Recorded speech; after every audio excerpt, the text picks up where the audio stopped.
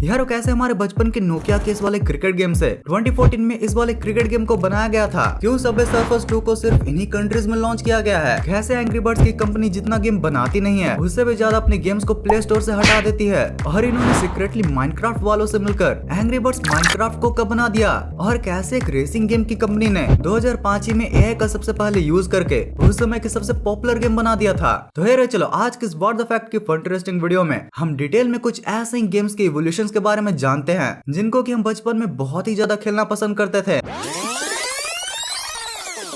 Angry birds भाई literally हमारे childhood franchise के 30 से भी ज्यादा गेम्स हैं और हर साल ये कोई ना कोई गेम लॉन्च कर ही देते हैं। और ऊपर से मजेदार बात तो ये भी है कि जितना ये गेम लॉन्च करते हैं उससे भी ज्यादा ये अपने गेम्स को बंद भी कर देते हैं। जैसे कि जब 2009 में इन्होंने एंग्री बर्ड्स क्लासिक को लॉन्च किया था तो फिर 2023 में इन्होंने इसको बंद भी कर दिया। अब 2009 के बाद फिर 2010 में इन्होंने एंग्री बर्ड्स सीजन को लॉन्च किया, जो कोर लेवल से तो था angry birds classic he, but उसमें रेगुलरली सीजनल अपडेट्स आते रहते थे जैसे कि Halloween, Christmas, Easter and summer. But फिर 2011 में एक एनिमेटेड मूवी आती है जिसका नाम होता है रियो, और फिर उन्हीं के साथ कोलैब करके एंग्री बर्ड्स वाले बनाते हैं एंग्री बर्ड्स रियो, जिसमें हमें अंडों की जगह एनिमल्स को बचाना होता था। बट यारो फिर अगले ही साल 2012 में हमारे रंग बिरंगे पंछी सीधा पहुंच जाते हैं स्पेस में, जहां पर जीरो ग्रेविटी फिजिक्स की वजह से इसके गेम प्ले में और भी ज्यादा मजा आ जाता है। भाई सच में इस गेम के ट्रिक शॉट्स एंड पजल्स का क्या ही कहना। अब जब ये स्पेस पहुंच ही जाते हैं तो उनको वहां पर भी कोलैब करने का मन करता है, जिसके बाद फिर आता है एंग्री बर्ड्स स्टार वॉर्स। अब यार इस गेम में सारी बर्ड्स के पास स्पेशल एबिलिटीज होती हैं जो कि अपग्रेड होते जाती हैं जैसे जैसे आप गेम में आगे बढ़ते जाते हो। वैसे इसी साल 2012 में एंग्री बर्ड्स बैड पिगीज को भी लॉन्च किया जाता है, जिसमें कि पहली बार आप बर्ड्स के पर्सपेक्टिव से नहीं बल्कि पिग्स के पर्सपेक्टिव से खेलते हो, जो कि भाई उस टाइम पर काफी यूनिक कॉन्सेप्ट था। अब इतना होने के बाद अगले साल 2013 में आता है एंग्री बर्ड्स गो, जो कि भाई बेसिकली एक रेसिंग गेम होता है। हाँ वही डब्बो जैसे गाड़ी वाले कार्ट पर रेसिंग। अब देखो ये भी एक अच्छा ही गेम था, पर फिर भी इसे आगे चलकर एंग्री बर्ड्स स्टार वॉर्स 2 ही की तरह बंद कर दिया गया। जिसके बाद फिर अगले ही साल आता है एंग्री बर्ड्स ट्रांसफॉर्मर्स, जो कि भाई किसके साथ कोलैब करके बनाया गया था ये तो गेस कर ही सकते हो। ये एक स्लाइड स्क्रोलिंग गेम होता है जिसमें एंग्री बर्ड्स ट्रांसफॉर्म होकर टैग टीम की तरह पिगीज की बैंड बजाते हैं। प्ले स्टोर पर ये गेम काफी हिट साबित हुआ था। जिसके बाद फिर 2015 में पहली बार रोवियो वाले एंग्री बर्ड्स का फर्स्ट बबल शूटर गेम बनाते हैं, जिसे कि आज भी आप खेल सकते हो क्योंकि ये काफी डिसेंट सा गेम था। बट यारो फिर आता है ईयर 2016, और ये साल एंग्री बर्ड्स वालों के लिए काफी अनलकी साबित होता है, क्योंकि इस साल रोवियो जब एंग्री बर्ड्स के 4 गेम को रिलीज करता है तो उनमें से 3 गेम्स ऐसे फ्लॉप होते हैं जिसकी वजह से उनको बंद ही करना पड़ता है, और इनमें से एक गेम एंग्री बर्ड्स फुटबॉल भी होता है। और मैं ये गारंटी के साथ बोल सकता हूँ कि शायद ही आपने इसका नाम भी सुना होगा।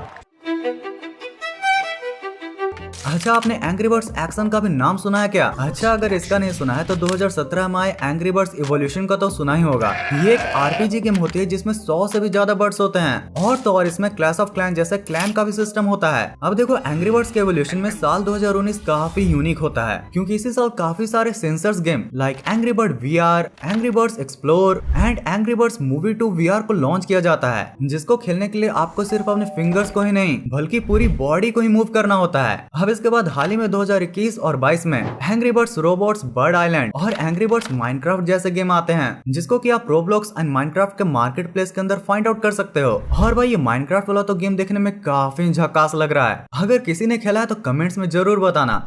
सबवे सर्फर्स यारो ऐसे तो मैंने इस गेम का इवोल्यूशन इस वीडियो में ही बता दिया था, बट हाल ही में 12 जुलाई 2024 को एक ऐसा चीज हुआ जिसने इस गेम के इवोल्यूशन में एक नया ही चैप्टर को ऐड कर दिया है। यस गाइस, क्योंकि इसी दिन सॉफ्ट लॉन्च हुआ है सबवे सर्फर सिटी का, जिसको कि सबवे सर्फर 2 भी कहा जा रहा है। इस गेम को 12 जुलाई को इन कंट्रीज में सॉफ्ट लॉन्च किया गया है, मतलब अभी इन कंट्रीज में इसके टेस्टिंग वर्जन को लॉन्च किया गया है। जब ये गेम पूरा कंप्लीट हो जाएगा तो इसे इंडिया समेत और भी कंट्रीज में लॉन्च किया जाएगा। और भाई इसमें सबसे खास है अल्ट्रा ग्राफिक्स मोड, जिसको ऑन करने के बाद गेम की ग्राफिक कितनी इंप्रूव हो चुकी है आप देख ही सकते हो। और तो और भाई ये गेम खेलने में भी काफी स्मूथ है। और यार अगर न्यू एबिलिटीज की बात करें तो इसमें सबसे कॉमन एबिलिटी दिया गया है बबल गम शील्ड, जो कि एक तरीके से शील्ड तो है ही, साथ ही इसमें आप डबल जंप भी कर सकते हो। और भाई जब ये एबिलिटी नहीं हो तो फिर हाई जंप के लिए पहली बार दिया गया है ट्रैम्पोलिन ट्रेन्स, जिसमें भाई लिटरली ट्रेन के ऊपर ट्रैम्पोलिन्स लगा दिए गए हैं। भाई साहब जब ये इंडिया में लॉन्च होगा तो क्या ही खेलने में मजा आएगा। और भाई सिर्फ ये ट्रैम्पोलिन ट्रेन ही नहीं बल्कि इस गेम में तो स्टीम वेंट्स भी दिए गए हैं जो कि लिटरली आपको जेट पैक की फीलिंग देने वाला है विदाउट जेट पैक। यार इस गेम को खेलते समय ऐसा लगता है ये सबवे सर्फर ही है, लेकिन इसमें अल्ट्रा प्रो मैक्स वाले फीचर्स को ऐड कर दिया गया है। वैसे इसके म्यूजिक को भी चेंज किया गया है जो कि पहले के क्लासिकल म्यूजिक को तो बीट नहीं कर सकती, बट होपफुली फाइनल लॉन्च के समय तक इसको और भी इम्प्रूव कर दिया जाए। वैसे अब अगर इस गेम में कैरेक्टर्स की बात की जाए तो भाई इसमें हुआ है खूब सारे रीडिजाइनिंग एंड मॉडिफिकेशंस। मतलब इसमें कई पुराने कैरेक्टर्स को तो रीडिजाइन करके डाला गया है जो कि देखने में काफी कूल भी लग रहे हैं, बट न्यू लोकेशंस के साथ न्यू कैरेक्टर्स को अडेप्ट करने में हमें थोड़ा सा टाइम तो जरूर लगेगा। वैसे यार क्या तुम सबवे सर्फर 2 के लिए एक्साइटेड हो? इस वीडियो को लाइक करके कमेंट्स में जरूर बताना, और अगर इस गेम में कोई फीचर को भी ऐड करवाना चाहते हो तो उसे भी जरूर ही बताना। और भाई अभी तो तुम्हें मैं एक ऐसी गेम का इवोल्यूशन के बारे में बताने वाला हूँ जिसका लिटरली एक माइनक्राफ्ट वर्जन इतना प्यारा है कि उसे तुम पक्का ही खेलना चाहोगे, बट अभी तक तुम्हें उसके बारे में कुछ पता ही नहीं है। तो यार चलो हम सब अपने फेवरेट क्रिकेट गेम्स के बारे में बात करते हैं। मतलब भाई ये है तो एक आउटडोर गेम, बट फिर भी इसे कभी कभी हमें इंडोर में भी खेलने में काफी मजा आता है। नहीं भाई मैं इस वाले इंडोर की नहीं, बल्कि ये वीडियो गेम्स एंड स्मार्टफोन वाले क्रिकेट गेम की बात कर रहा हूँ। तो देखो सबसे पहले वीडियो गेम्स में क्रिकेट गेम्स की शुरुआत 1985 के ग्राहम गुज टेस्ट क्रिकेट से हुई थी, जिसमें भाई लिटरली वैसा ही ग्राफिक आता था जैसा हमारे कीपैड वाले नोकिया के गेम्स में आया करता था। भाई याद है ना वो नोकिया वाली क्रिकेट गेम? हाँ भाई जिसमें 5 नंबर को दबाकर हम छक्के चौके मारा करते थे। बस उसी गेम में हल्का सा कलर को ऐड कर दो तो तुम्हें मिल जाएगा ये वाला गेम। अब इसी के बाद आता है 1992 का इंटरनेशनल क्रिकेट वाला गेम, जिसमें पिच के साथ पूरे ही गेम्स के कलर्स को और भी ज्यादा वाइब्रेंट किया जाता है और साथ में ग्राफिक्स को भी हल्का सा इम्प्रूव किया जाता है। पर भाई जस्ट इसके अगले ही साल आता है ग्राहम्स गुच वर्ल्ड क्लास क्रिकेट, और भाई इसी में पहली बार गेम के मैकेनिक्स को इम्प्रूव करते हुए इसके ग्राफिक्स में शैडोज को भी डाला जाता है, जिसकी वजह से उस टाइम काफी पॉपुलैरिटी भी गेन करता है।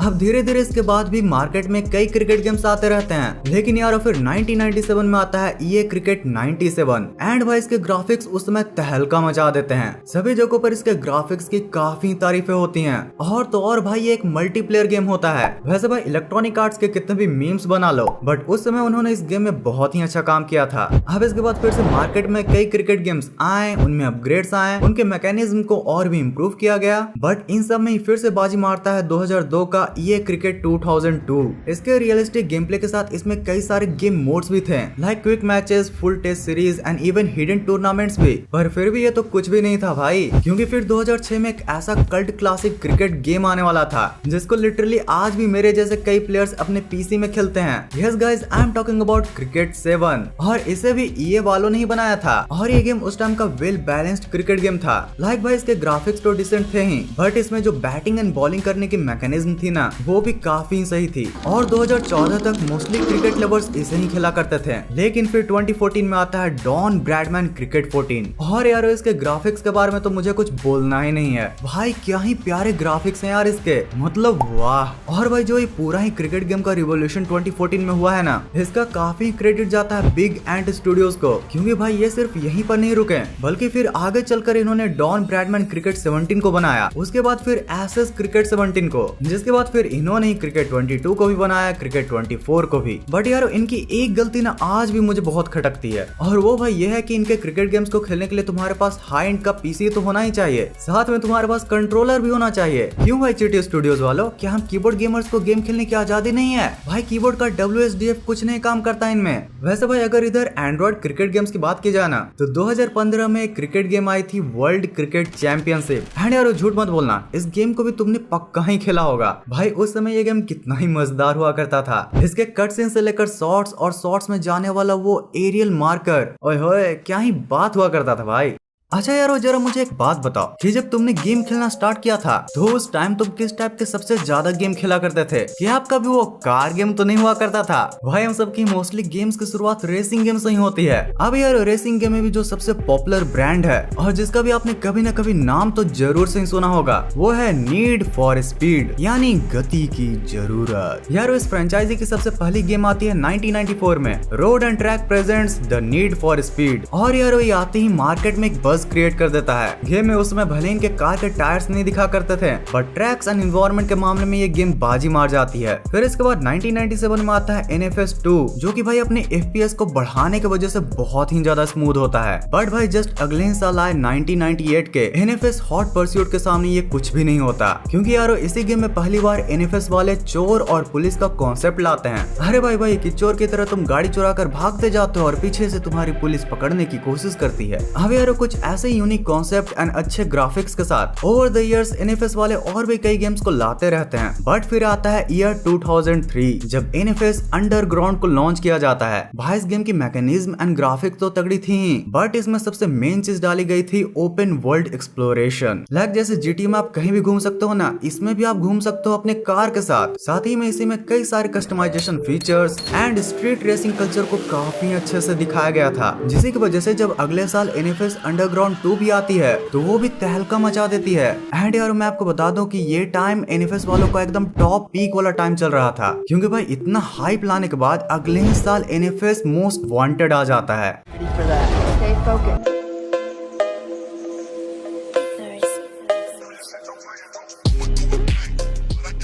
भाई अपने intense police ceases, blacklist system and addictive game play के लिए आज भी पूरी दुनिया में जानी जाती है। उस समय इसकी रबर बैंड AI काफी यूनिक काम करती है। मतलब इस AI के थ्रू ना आप कभी रेस में बहुत आगे जा ही नहीं सकते, आपके कॉम्पिटिटर हमेशा ही आपके आगे पीछे रहेंगे, जो कि और भी थ्रिलिंग सिचुएशन क्रिएट कर देता था। अब इसी के बाद 2006 में NFS कार्बन, 2007 में NFS प्रो स्ट्रीट, 8 में NFS अंडरकवर और 9 में NFS स्विफ्ट को लाया जाता है। अब यहाँ अगर आप NFS स्विफ्ट के ग्राफिक्स को देखोगे तो वो बाकी NFS के गेम से काफी रियलिस्टिक दिखती है। बट जब अगले ही साल 2010 में NFS हॉट परस्यूट को लॉन्च किया जाता है तो उसके सामने इसकी ग्राफिक्स धरी की धरी रह जाती है, क्योंकि भाई इस गेम के कंट्रोल्स एंड मूवमेंट का कोई जवाब ही नहीं था। जिसके बाद फिर 2012 में फिर से आता है NFS मोस्ट वांटेड, जो कि भाई ग्राफिक्स के मामले में भी स्विफ्ट को पीछे छोड़ देता है। अब यारो ऐसे ही NFS के गेम्स आगे बढ़ते रहते हैं, उनमें ग्राफिक्स एंड मैकेनिज्म सुधरते जाते हैं और आज NFS की लेटेस्ट गेम खेलने में कुछ ऐसी दिखती है।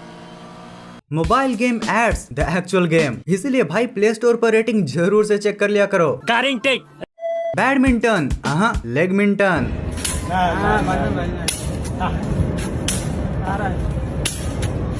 भाई लगता है सच में AI आजकल कुछ ज्यादा ही पावरफुल वीडियो बनाने लगा है। मतलब हमसे हाथ से नहीं मारा जाता, ये लेग से कैसे मार सकते हैं।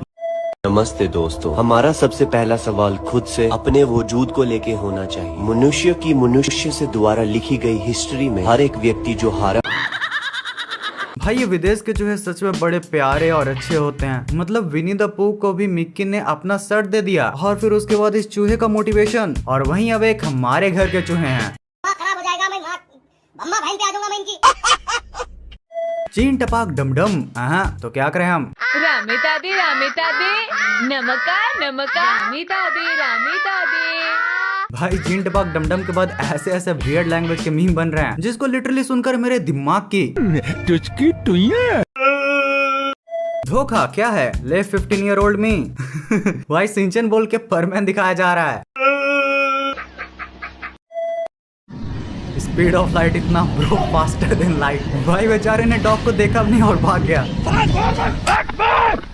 डोरामेन, हो भाई साहब ये डोरेमोन तो क्यूट से ज्यादा टेस्टी लग रहा है। वैसे यारो अगर तुम्हें ऐसे ही बचपन के टेस्टी फूड और ब्लैक पार्ले जी के बारे में जानना है तो तुम्हारे लिए स्पेशली मैंने बनाई है ये वाली वीडियो। अगर नहीं देखा है तो जरूर से चेक करना, काफी इंटरेस्टिंग वीडियो है। और अगर इसे देख लिया तो आपके लिए इस वीडियो का पिछला पार्ट जिसमें भी मैंने काफी अच्छे गेम इवोल्यूशंस के बारे में बताया है तो उसे भी तुम चेक कर सकते हो। अब इस वीडियो को पूरा यहाँ तक देखने के लिए दिल से thanks for watching this entire video. भाई लाइक और कमेंट करना मत भूलना।